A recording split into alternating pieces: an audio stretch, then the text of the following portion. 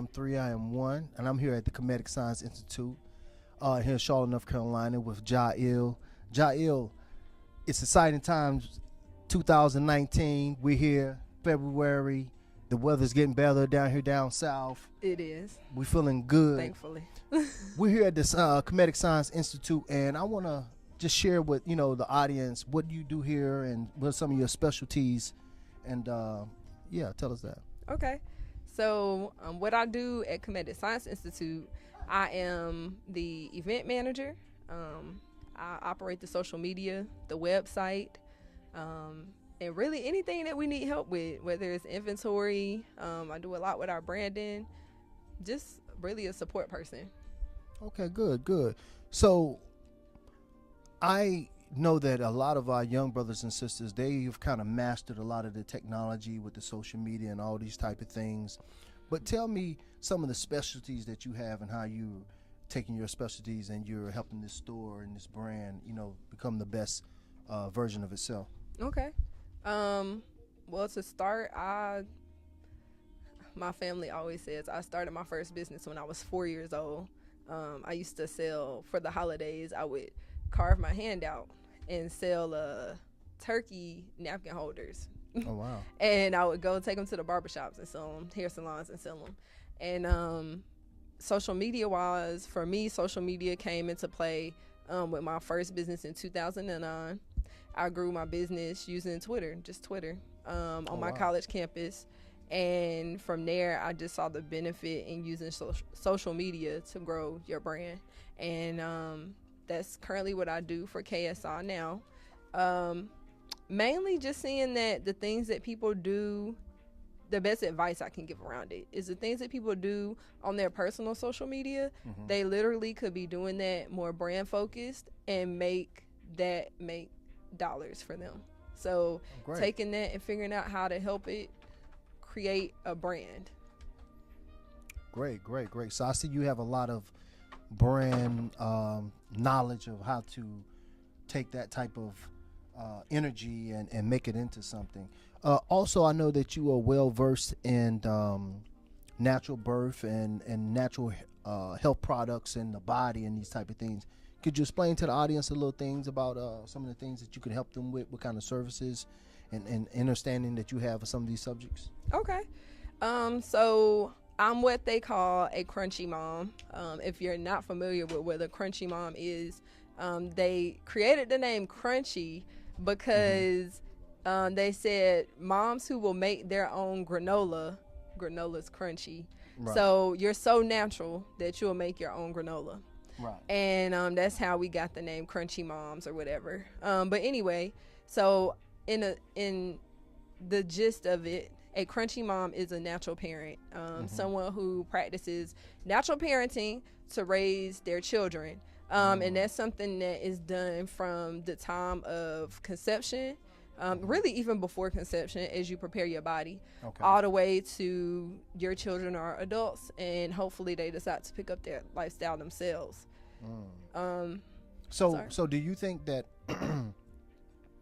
I know a little while ago, one of the customers here in the store, we was having a conversation about birth and stifling the child, or the umbilical cord, cutting the umbilical cord.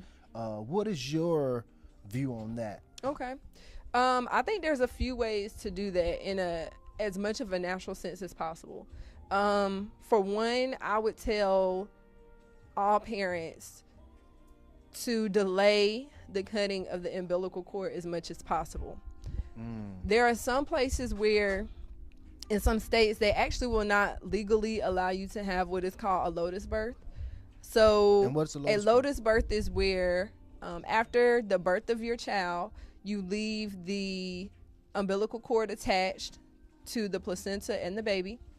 And then there is a care of the child and of the placenta.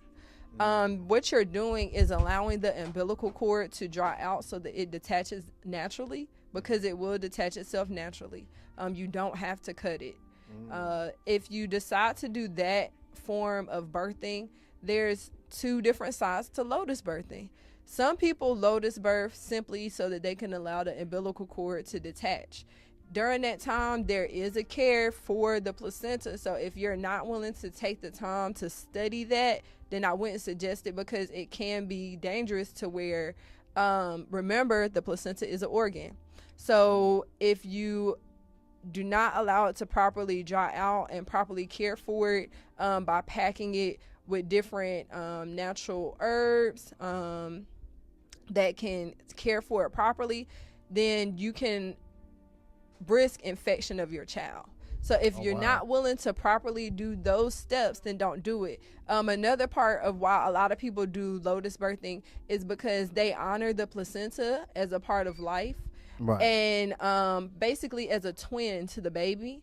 And so after it detaches, they bury it as a spirit being, understanding that a child was connected to that for 9 months, and they honor it. Actually, if you look at some Asian cultures, that is actually a part of their tradition from a spiritual standpoint, to the point where even the elders come and they help in that ceremony. And it's literally a ceremony. So sometimes I see that people, because lotus birthing is kind of trendy right now. So people kind of pick up on the lotus birthing, but they don't study the spiritual aspect of what's being done. Right. That's something that's important to understand. Aside from lotus birthing, something I just want to just comment that just came to mind when you talking about this and the placenta and the baby. What this reminds me, the yin and the yang concept, but it even went a little deeper for me in my mind just now. I thought about the shadow. And I would think that the placenta would be like the shadow of the child. It is like the shadow. And so to give it a proper burial, to give it a proper reverence, maintenance and cleansing, I can see how that's going to be a benefit. All that nutrients still sitting in that placenta. Exactly. It needs to naturally run its course with the child. This is new information that I've never heard before. Go ahead, sister. That's why I like these sisters, brothers. Listen to these sisters sometimes. These sisters they're connected with the mother nature, and they know some things we don't know. Go ahead, sister. Aside from, I do want to say to what you just said, we know some things that the brothers don't know, but it's important for all of us to know it. Right. I've been saying that to my brothers recently. Y'all have daughters. Y'all have wives. Y'all have sisters. And it's important that you do know, because you are responsible for educating the unknown as well. You're responsible for the health, especially of your daughters, and vice versa. The men know things that we don't know, and it's their job to educate us. Even in my family, there was things that the men educated me on to prepare for having my son. My son is uncircumcised. I don't believe in circumcision. And the men in my family had to prepare me for that. If they didn't know, and there was things that they didn't know that I actually had to educate them on. But now they can educate the other people in our family, and it takes a different standpoint. So it's important for all of us to know. So I enjoy even taking the opportunity to sit down with brothers and teach them, because then they can come from the standpoint of teaching their wives. I had a cousin who he knew I was informed on this, and when it was time for him and his wife to have their child, literally he called and was like, can you sit down with our family? And it changed the whole dynamic of how she had her previous births. It was completely different. The way that they have taken care of their child has been completely different. Now let me ask you a question. Did they have children previously that that didn't go through that step? They did. Now, could you see a noticeable difference in the character of the children and how they carry themselves or how they process things? I could see a difference in the pride of the mothers. One of the things that I've noticed is that women who have not, especially with breastfeeding, women who didn't breastfeed their children and then they have a child that they do, the pride that they carry and the connection that their child has to them is very different. Very different. The relationship is stronger.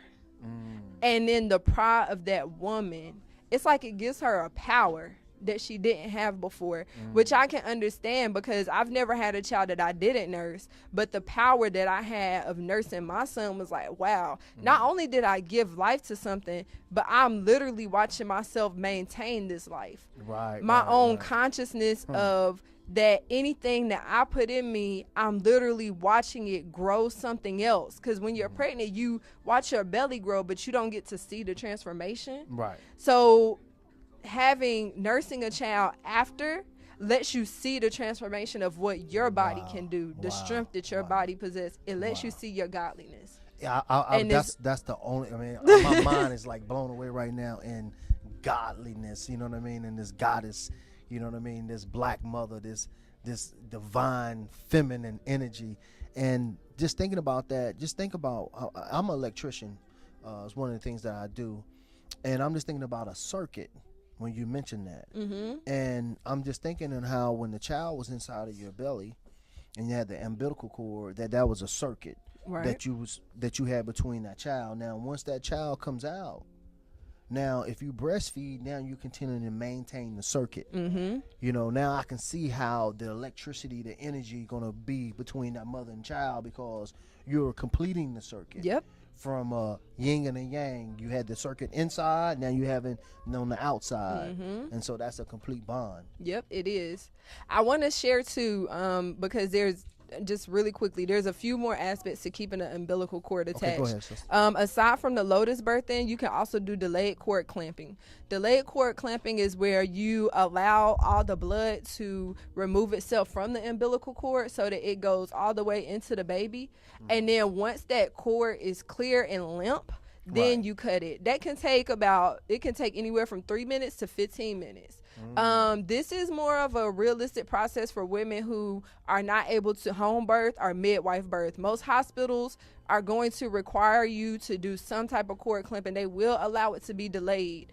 I also suggest that if you're going to do that, even if you are birthing in the hospital, get a doula, because that's somebody who understands the natural birthing process that can fight for you in the hospital in a time where you can't. Once you're having a baby, you have a lot of hormones, endorphins, different things going on with you. You down and out. You're not necessarily down, but you got other things you worried about. You have other things you're worried about. Your body is really giving everything it can to deliver that baby. Like they say, it's the closest thing to death. So your body is giving everything it can to deliver that baby to the point of exhaustion. And you don't have time to be arguing with doctors. You're worried about that child, making sure your baby got all his hands and toes and eyes and everything else that you wanted it to come here with, and hoping that the past 10 months, because you're pregnant for 10 months, that everything that you invested is there. And so get a doula. If you do delayed cord clamping, still keep your placenta. That's one of the most important things that I can say to any woman, especially black women.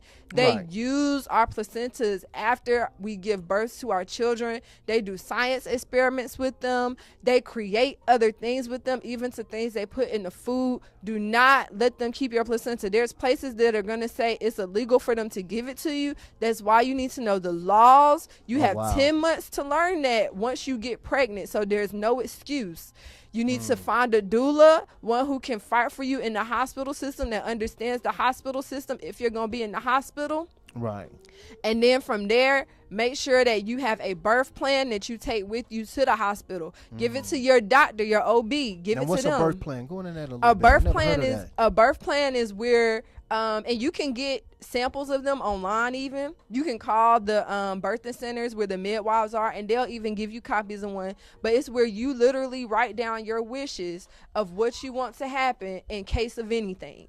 So if I go into the hospital, we all imagine that everything's going to be perfect and ideal, but you have to say, if I go into the hospital and something happens where I have to get an epidural, or something happens where y'all might be considering me for a cesarean section, I want an epidural first, or I want Pitocin first, or I'm saying I don't want to do anything until we know for sure that there's no other option. Or you can say, once I have my child, I want delayed cord clamping. That's what, because you never know. You might have went in there thinking you're going to birth your child naturally, and then they say, ma'am, we have to do a cesarean. If they do a cesarean, you're on medication.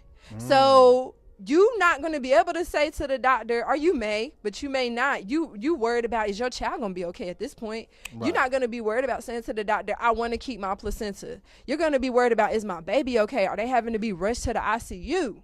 And so if you have a birthing plan, the birthing plan will say to the doctor, okay, even though she got a cesarean, she still wants her placenta.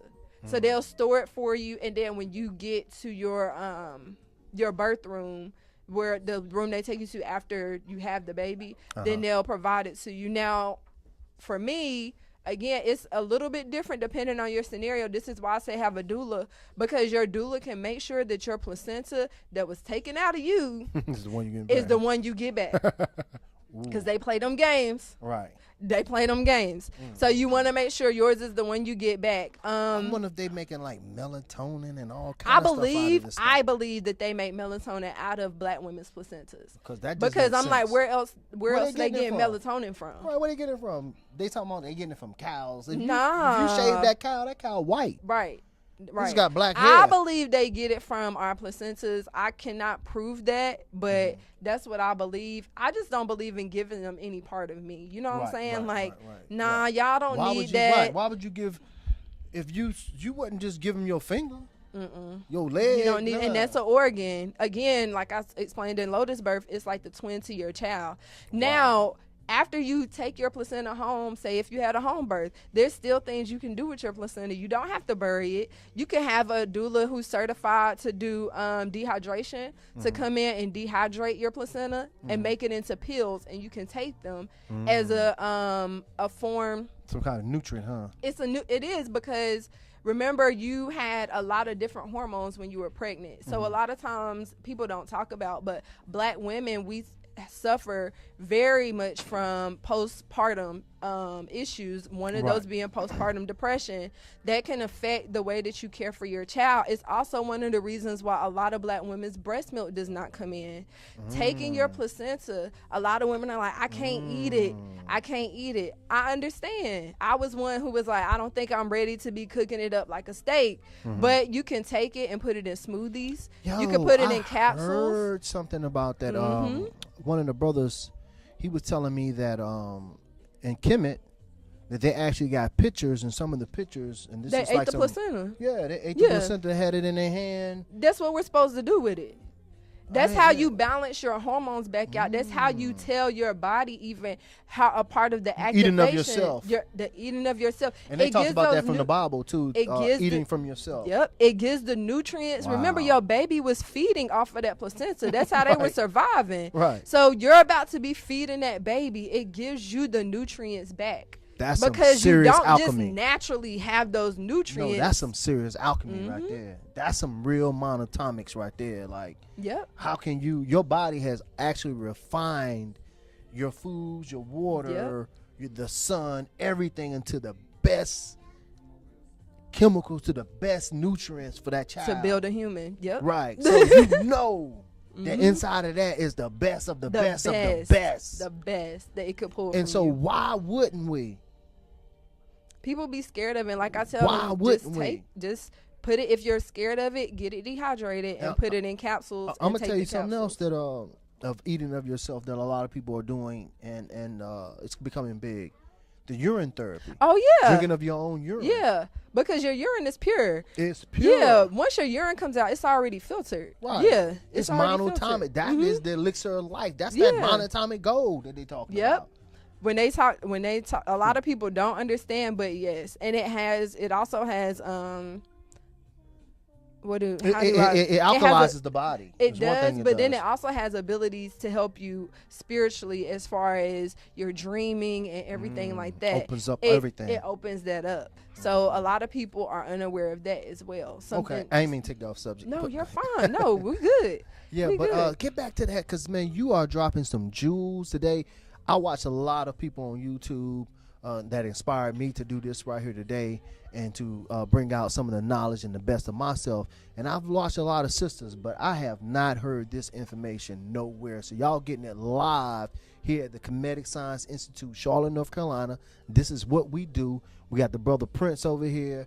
He runs this place. We got Jael. You see what level of knowledge she bringing. We got other brothers like El Mikael. We got brother Emmanuel. Yo, we got the brothers and sisters in here that got the information that y'all need. So y'all got to come out here and check us out. But sister, go ahead and finish us off with some of this stuff, that because you're giving some amazing information right now that I think all the brothers and sisters need.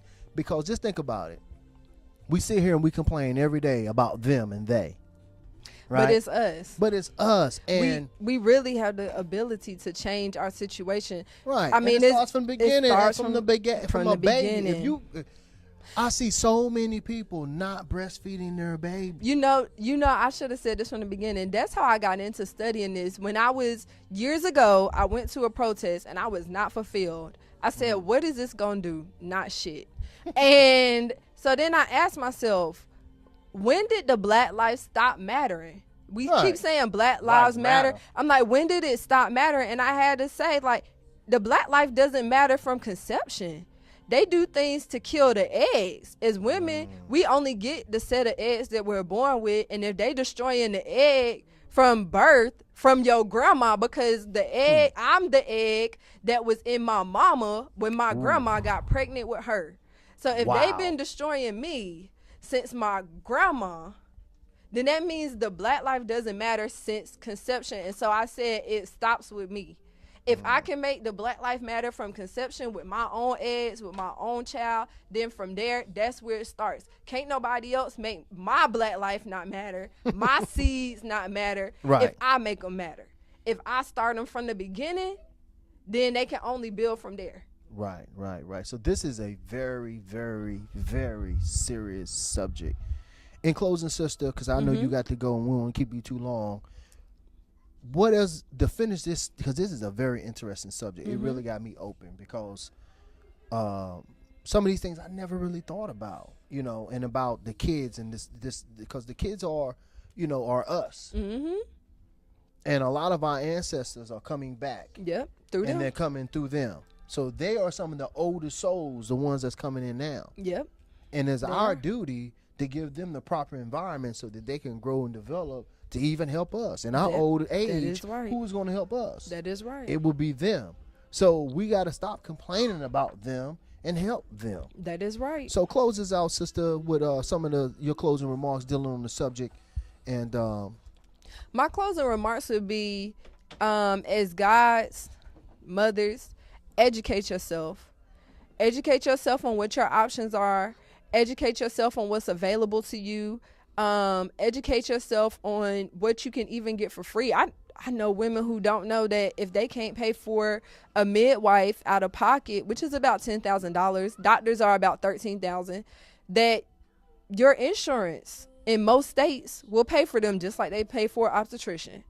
Wow. So the importance right now is to educate yourself. If you don't know, you have access to Google. You have access to groups. I even tell people, look on Facebook, find the natural parenting groups in your area and ask. Find the midwives in your area and ask. There's no stupid questions. We all trying to get our families right and get our babies right because we are a village and we have to get back to that understanding. So just make sure that you're educating and applying it. Don't be scared. Find support systems and go from there. Y'all heard it live and direct. But don't let them kill your babies because we got the highest statistics for infant mortality and for mortality, postpartum mortality for our women, the highest. And there's no reason that as a God that should be the case. One thing, though, before we close out, very important to me. What do you think about these shots, these inoculation shots? Oh, those are hell no. These babies, you know, and I was in there. My daughter had a baby recently. You a grandfather? Yes. Oh, I never would have thought that. Thank you. That's why, y'all, sometimes I be scared of melanin because that, boy, I trick you. You'll never know. You thought I was 20-something. You'll never know. Hey, when you take care of yourself, you know what I mean? This is what happened when you eat right. This is what happened. But anyway, I was talking to my daughter. And, you know, I was in the delivery room with her and before and after she had the child. And we was having a conversation. I was like, you know, please don't let her get these shots. And so so the nurse came in and we having an open conversation about it. And I said, why are we giving children that's never had sex shots, hepatitis B? Why hepatitis B? Yeah, right. Why are we giving a child that don't even make no sense? A shot for sex and exposing them to these type of germs. So a shot for sex or drug addicts. The only way your child can get hepatitis B is if they're exposed to drug needles or sex. Right. So why are you doing that? Are you about to expose your child to drug needles or sex? If not, I mean, I didn't even expose my son to people who I thought were on drugs. You just couldn't come to my house. Right. So, like. Right. So it's so crazy to me. And what ended up happening, her grandmother was there. And her grandmother, of course, grew up in this culture. And she's not awakened yet. And my daughter's basically not really awakened yet. And they eventually made the decision, not then, but a few days after, to let my granddaughter get these shots. Oh, no. And so my granddaughter got the shots. I'm sorry to hear that. Me too. And guess what happened? She probably got sick. She started having seizures. Now, I haven't seen her have a seizure lately. But, and then when I go and try to talk to them about it, of course, everybody gets defensive. You're going to make me cry. Everybody gets defensive. Oh, no, it ain't this and it ain't that. And it's the shots. I told they have mercury in them. Not to let her get those shots. They have mercury in them. And so I just want to bring that out, and my granddaughter, she's fine now. And I know that she's going to be perfectly fine because I'm going to put on the vibration. She's going to have the vibration to be fine. You got to rebuild her immune system. Is her mom nursing? And then, no, she didn't do that. She's giving her the Similac. So this is the type of thing that happens to a lot of us. And what happened to me, it happened to most of us. And it's taken us 30, 40 years, some people 50 years to recover from these traumas. Like the circumcision, that is a trauma. It is a trauma. If you've never watched a circumcision on YouTube, I would suggest watching it.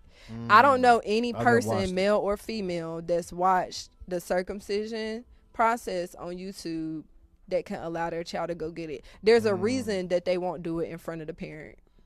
Oh, wow. See, that's why you gotta watch this show, this Unity Conscious show here at the Kemetic Science Institute. This is where you're going to get this type of information raw. You're not going to get it too many other places. We bring in the serious subjects and we're talking real things that everybody can relate to. But we're gonna close this one out. The next time we come on, though, I'm gonna tell you, I'm gonna be a little bit tougher on this subject about vaccines and about breastfeeding, because that's some shit that I really don't play about. Only because vaccinating and not breastfeeding your child is just pure lazy bullshit. Right. The only reason for you not to do it is because you're being lazy as fuck. And excuse me, I know it's your daughter. No, I have had it in my own family. But the only reason, and we can talk about this another day, the only reason that y'all are not nursing y'all kids is because you are mentally and physically lazy. You have to think of a different way to care for your babies. Another thing I think, too, that adds to this is that if you get caught up into the illusion of money, and money is your God. Right. And money is everything. Right. And then you let these jobs and the concept, it's going to be inconvenient for my job. Yep.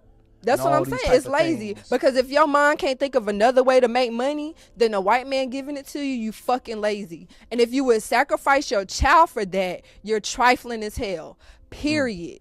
There's no way around that. Ain't nothing they can give you more important than that life you gave. You felt that love and you know what that love feel like. And to trade something that white man can give you, that white boy, that white coward, that white evilness can give you, to trade the love you have for your baby for that's some fuck shit on a whole nother level. Y'all heard it's very emotional. Excuses for the language, but it's justified because it's a very serious subject. I'm not excusing myself for the language, because I'm telling you, if you come to me and you tell me that you giving your child milk and fake powder and chemicals out of a can because you just want to go make money, I'm gonna cuss you out. You listen, but we need to be tough on each other like this, because this is so serious. We've been conditioned so bad from the beginning to the end, and then we keep talking about they. No, wake up. And them babies can't fight for themselves. They can't tell you mommy is hurting my stomach. They can't talk. Right. And y'all still doing it to them. But it's so evident when every time you feed a baby the stuff you got, they throw it up. You gotta throw it up. They throw it up. Babies who are breastfed don't throw up milk. Did you hear that? Young sisters. They don't throw up milk. So let's get out of this conditioning and this laziness. Like she said, let's call it what it is. This laziness. And we're complaining that our children are running around and they're acting crazy and they cannot be controlled. And it is, well, you just gave them a unbalanced hormonal diet. You just an unnatural diet. You put toxins in your child. Toxins in your child, and then you complaining that your child has. You're giving them the same stuff that's in rat poison, and then wondering why they turning into zombies or why they freaking out and acting crazy. And then they're getting labeled with all these ABCs and all these alphabets. I don't even know what they call it, something deficits. And they got so many ADHD and all of that stuff. Alphabets now. I don't know what all this stuff that's is. in the vaccines too that's causing it. Right. So it's a lot of right, and then if you compile like the brother Prince, shout out to the brother Prince here, owner of Kemetic Science Institute here in Charlotte, North Carolina. Shout out to the brother. Y'all got to get out here because we dropping this science, and we gonna keep it real when you come in here. We gonna tell you why you sick, because it's your own fault, and that means you got your own cure. You made a choice, and you made the wrong one. And we can make a better choice, and your body will heal itself. Do not never let anybody tell you that your body cannot heal itself from anything. AIDS, paralysis, blindness. We learned all this from Dr. Sebi. Yep, we did. And Dr. Sebi is not the only person that's doing it. It's other people that's doing it. That is true. And so Dr. Africa, you come here, you're going to get healed. Pukram. Because we're going to heal you with some of this science over here and some of this knowledge so you can go and heal yourself. Because that's what it's all about. It is. It's all about us sharing information so that we can heal ourselves. I'm not your God. You are your own God. That's right. I am my own God. She is her own God. That's right. You see, so we shine and we magnetize each other so we can get those wheels turning.